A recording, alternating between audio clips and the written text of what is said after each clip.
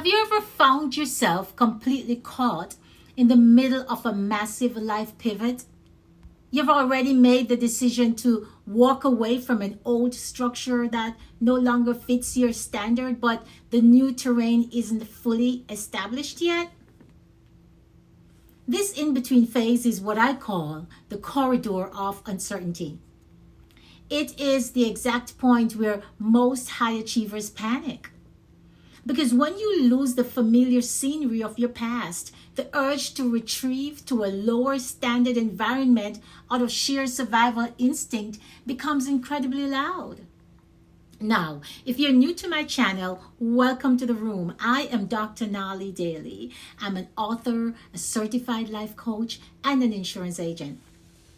My mission here is simple. It's to help high-performing individuals, executives, and visionaries build an unshakable foundation for their next chapter. We live by a higher standard here, and we build by design. Now, if you want strategies to scale your vision and master your mindset, go ahead and hit that subscribe button right now. Turn on your notifications and drop a like on this video. Feel free to share this out with anyone who needs to hear it. And remember, for those of you ready to dive deeper into this framework right now, you can find my book, The Architect of After, available on Amazon or directly on my website at drnalidaily.com. Today we are breaking down how to manage the tactical mechanics of the mid-transition pivot without losing your momentum or compromising your equity. Pop an emoji in the comments if you're currently navigating a pivot, and let's go ahead and get into it.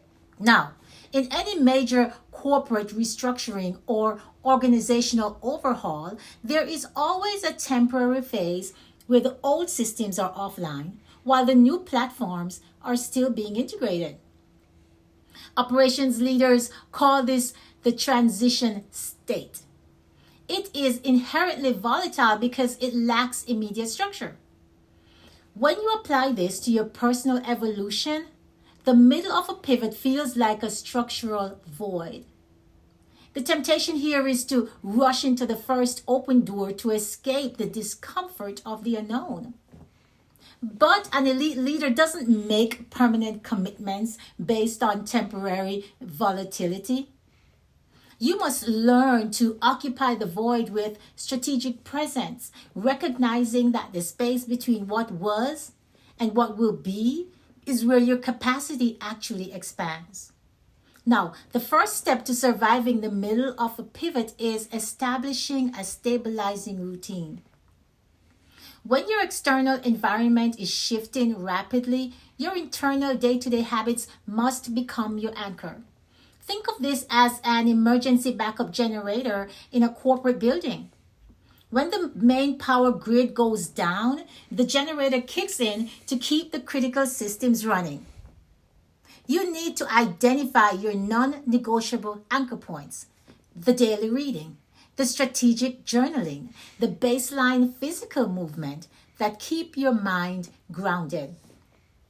When everything else around you is a variable, your routine must remain absolute. Step number 2, you must maintain the premium price tag on your access. When you're in transition, you are vulnerable to bad deals. People will notice that you're shifting gears, and they will try to offer you low yield opportunities, hoping you'll accept a discount out of desperation.